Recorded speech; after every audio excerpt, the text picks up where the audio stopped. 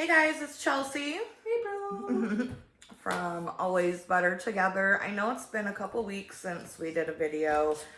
The death of Kitty Pup, and then we just got back from a wonderful vacation with our friends. It's amazing. Yeah, it was really good. And much needed. What Yeah, were you I needed a vacation from her, but she came, so it's good. Yay! So we are rested and recharged and ready for another day. Yay! So this video is something that you all, well, not all of you collectively, but a couple of you guys wanted to know more about. You had some questions, and that is how we decided to have children. We didn't. So I'm gonna I'll start, and then April can interject where needed, and then she can have her spiel of it. Spiel. Speak the truth. So I always knew that I wanted to be a mom. Did you want to be a mom? Had no desire at all. Nope. Anyone who knows me knows that I have a very maternal instinct. I am a nurturer, a giver, and a provider in that kind of way. Whether it's like family, friends, that's just my personality. I came out when I was either 12 or 13. I knew that I am who I am, but I still knew that I wanted to have children. What age did you come out? I knew when I was like 15, 16, but growing up where I did, that was not what you did. So there's that. Yeah. So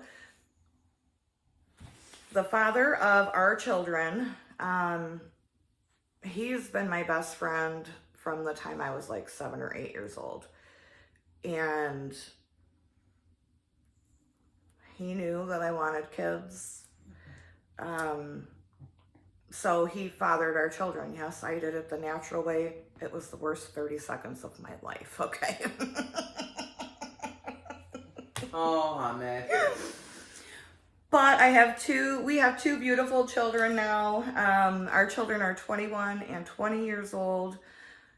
I think they're wonderful little human beings. Are they perfect? No, no one's kids are perfect. But in, the general aspect of things, they are really great kids. They work, and my daughter goes to college, and they're responsible adults. Young adults, because we're not really adults at that age. Yeah. I'm barely an adult now. Well, listen.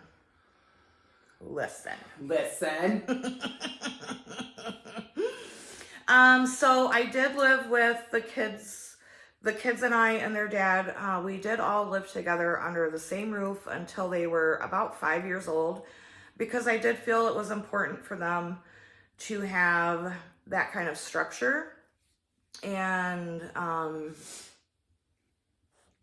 to have that male, their father in their life during those very formative years. I thought that was important. Whether you agree or you don't, that's okay. I'd be happy to discuss that in the comment section with you. But that was my belief. He had his their dad had his girlfriends. I had mine. We never brought them home. When we were home, we were one family unit, and we still are one family unit. I know. Like their dad, he comes over, he spends holidays, He just shows up out of the blue. Yeah, shows up out of the blue. So we are very tight knit in that way, and I feel very fortunate because very lucky. A lot of people don't even have that kind of dynamic with I can't really consider him an ex, but that whole blended family thing, a lot of people don't have what we have. Um, and I think it is just a real testament of who we all are as people, and being mature enough and loving enough to respect each other and love each other and just want what's best for all of us and our children. Like I said, our kids are grown, but we still all do spend time together. So that's kind of like the backstory on your questions of, well, who's the dad, and that whole thing. Now I want to kind of get into, let's talk about what it was like for you to be, first of all, have you ever been with a woman who had children? Yes, but I was never a part of the kids' life at all. Right, I'm talking like a serious relationship where you were, I mean, because if it was No. serious, then No, you'd be introduced to the kids. I was introduced, but I was not. Yeah, no. Never spent time around kids. That was not my jam, because I'm probably more like a kid. So, honey. No, I never had that maternal instinct. I never had that desire to, I want to have kids. Like, that is not ever anything that I wanted for myself. Like, no. I'm okay with dogs. They do love dogs. Yeah. So then what was it like for you to be a part of? It was super foreign, not gonna lie. The first couple of years were pretty, I guess I can't say anything other than it was just awkward, really, because I didn't know what I could say, what I couldn't, even though they were still obviously living with us, and it was very much established that we were a family, but it was also very hard as a step-parent, quote unquote, to say, to interject. At least that's how I felt, because everybody has their own way of parenting. Everybody has their own set of rules and how things are.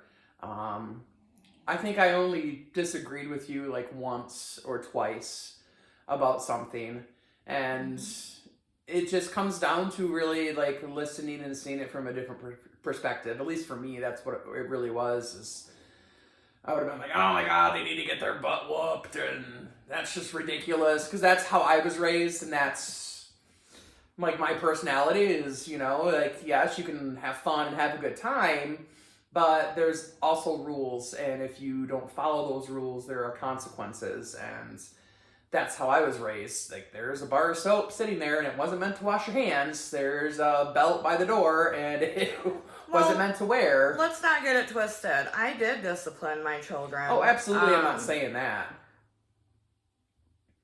They definitely got discipline from, a young age. Now, I wasn't beating them or anything, but there were constant, like 3 years old, if I tell you no more than once or twice, there's consequences for that. So it's not like I didn't discipline. I'm not saying that at and all. my kids were running amok. They were, but They that's... weren't. The funny thing about it all is that out of the years that all of us were living in the house together, there were literally a handful of times, and I'm talking 5 or under, that there needed to be sit-down serious conversations about actions and consequences. So they understood, even at the age, because when we got together, they were 11 and 12, about to be 13 and 12. But when we got together, they were already consequences. Like, Chelsea had already established that with them.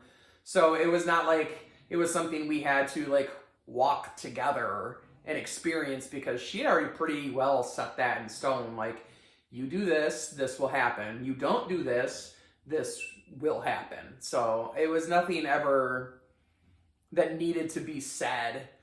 I think there was honestly only one time that the kids ever like rebelled against you, or there And that was only- in the literally the first like 6 months of us being together. Yeah. You know, so that was, and I get it, like coming from, you know, the situation that they were in before to being in this situation, they were just like testing the waters to see what they could get away with and what they wouldn't. And that's a whole nother video for a whole nother day. No, I wasn't living in poverty or anything like that.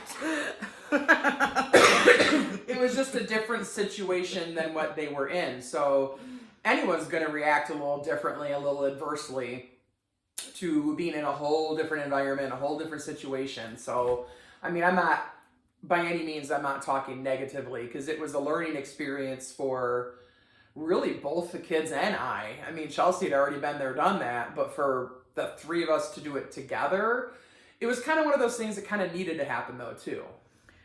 They were also, my ex had 2 children also. So we were coming from a 4-child household, which, like I said, that'll be a whole nother video for a whole nother day. They were the only kids. They were the only kids, and there wasn't, discourse is really the only word that I can think to describe that dynamic right now. Funny enough, my kids do not remember those first 5 years of living with their dad. Yeah. You know, when their dad comes over and we joke around, because April's like, you guys joke around like you've been married for 20 years. It's crazy. But that's because we've grown up together, you know what I mean? Yeah. And we were talking about times that we've lived together, and the kids are like, you guys lived together? I don't remember anything other than you being with women. Yep. Anyways, I didn't mean to cut you off. Sorry. You're good. No, I mean, I love the dynamic that the kids and I have. Obviously, for me, it was a little awkward because, and I try really hard not to bring my work life home, like my work personality home.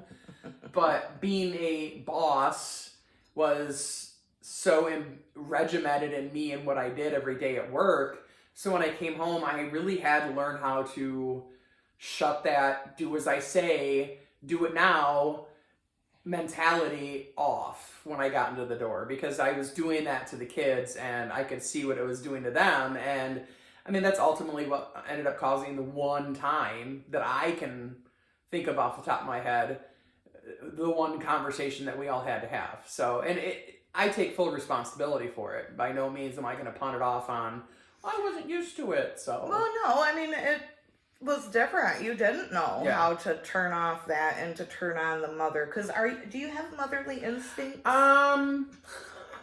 They have gotten a lot better over the course of our relationship. I would agree. They have gotten a lot better. And they're to that age now where you still need to be a mom, but it's evolving more into a friend too. Like, I'm going to give you friendly advice. I'm also going to give you motherly advice, and the advice that sometimes you don't want to hear, but I mean, we all experienced it in our lives too, with our own parents, you know, good, bad, or indifferent. You experienced it in some way, shape, or form. So, yeah.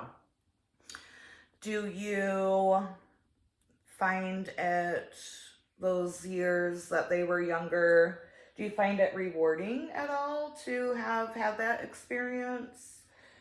You know, a little bit. You know, I'm being honest. Like, I look back, I really haven't looked back at it like that, though. You know what I'm saying? I look back at it as when, like, everything was, and this is not meant to sound cheesy or, like, ridiculous, but everything was, like, before you. Like, my life is completely different BC before Chelsea. Oh, for the love of God, you did not just go there. BC also stands for before COVID, but apparently it means before Chelsea.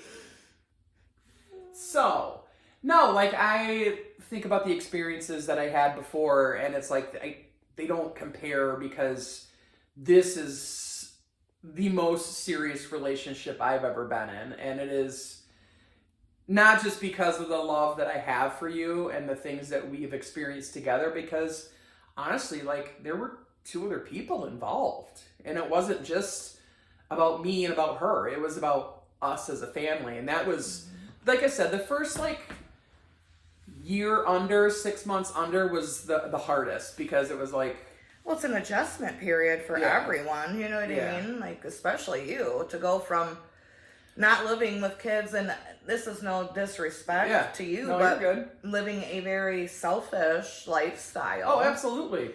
If I wanted McDonald's, I went and got some McDonald's. If I wanted some Cinnamon Toast Crunch, it was in the fridge and I could have it whenever I wanted it. Or a $400 watch. I don't do that anymore. I just like watch bands now. It's different. But no, she went from and that's completely fine. Like, she worked hard to have that selfish lifestyle.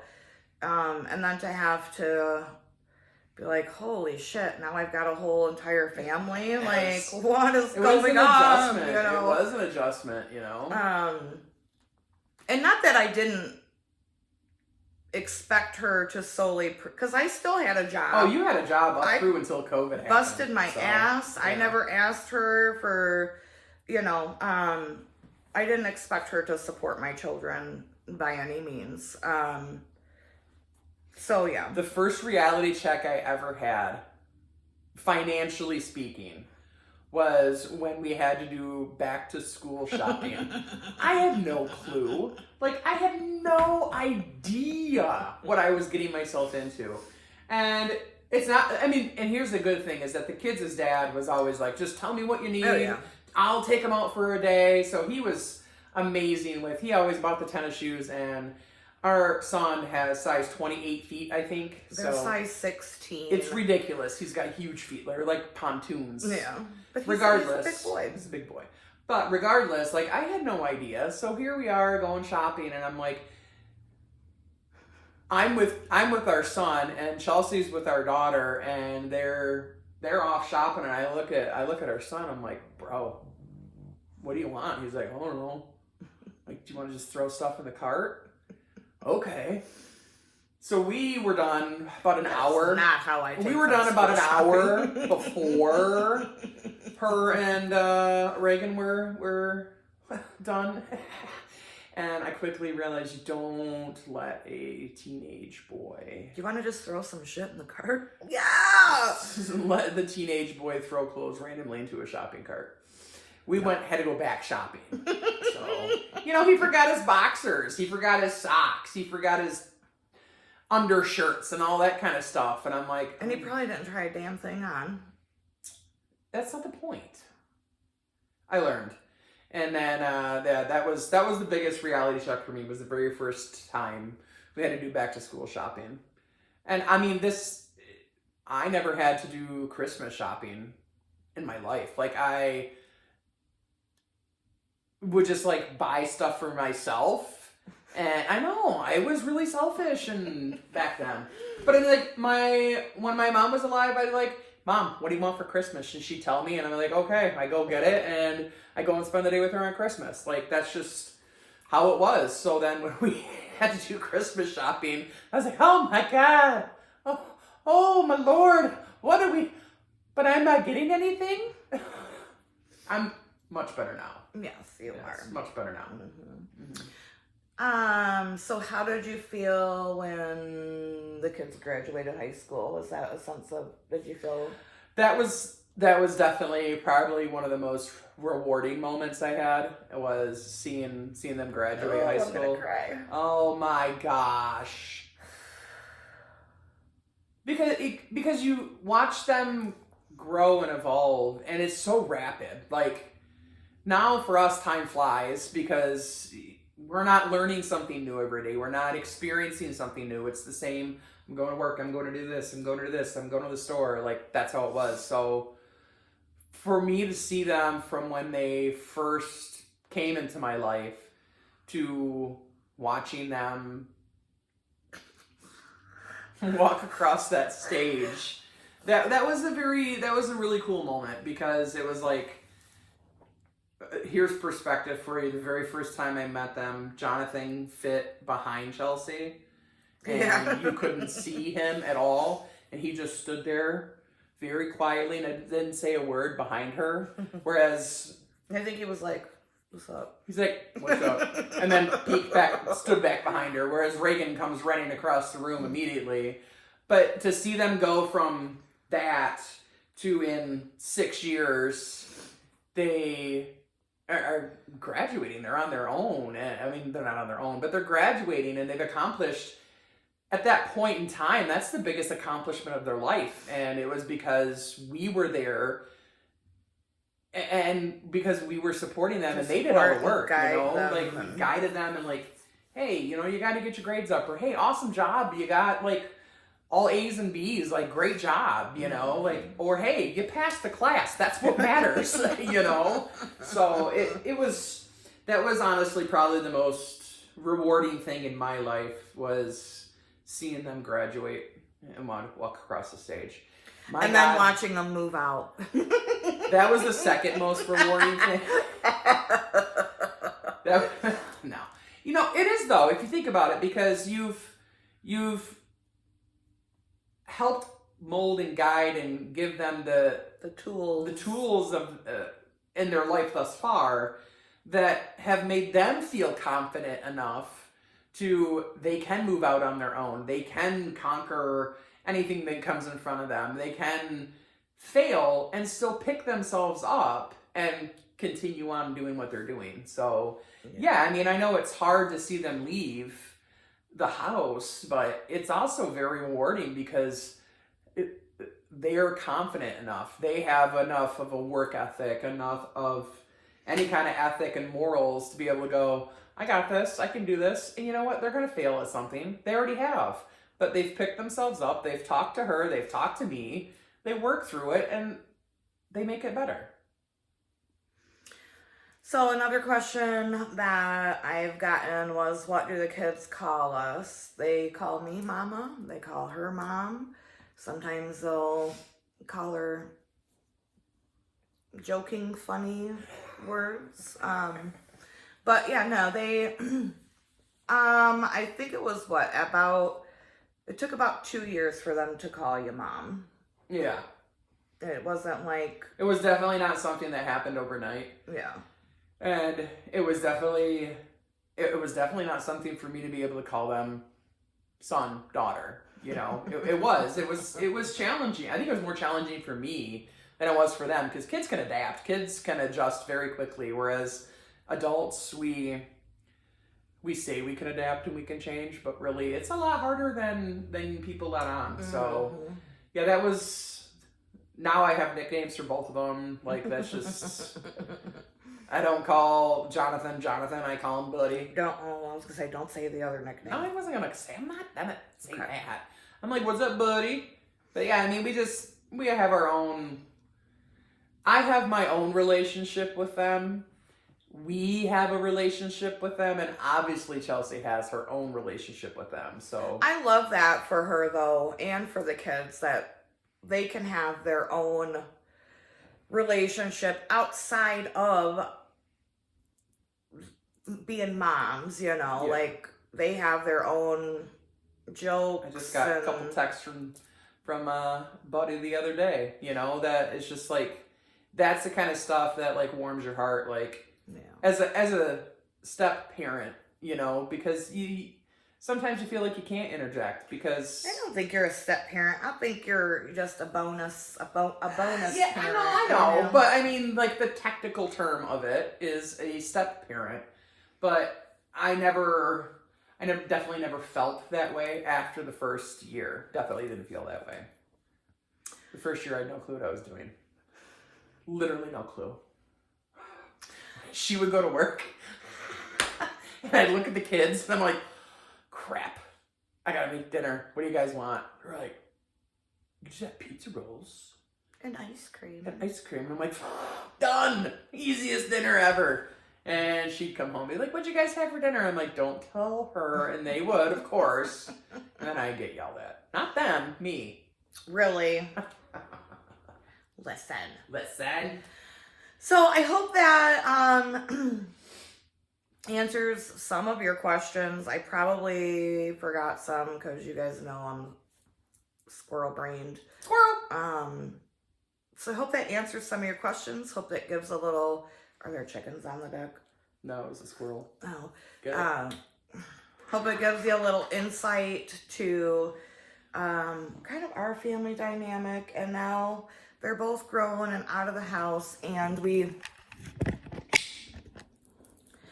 we're stuck with these guys right here. Oh, puppets.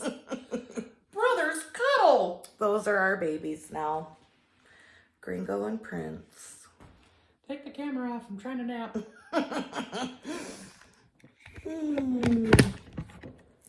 So there you go, guys. Thanks for watching the video. If you stuck it out, what, 26 minutes? Holy Sorry. shit. How do you get that off my chest? Thanks for sticking it out. Still working on that tagline for the end of the That's video. your job. It's your I've been on hiatus for 2 weeks. What do you want? Get over it. Let me know in the comments what you think about the video. Please make sure that you give this video a thumbs up. If you're seeing us for the first time, make sure to hit that subscribe button. And yeah, let me know some more topics y'all would like to discuss or more videos that you would like to see from us. So until next time, my friends, we'll talk to you later. That's terrible. You can't say that. And remember, you're We're- always better together. Until you're not. Bye. Bye.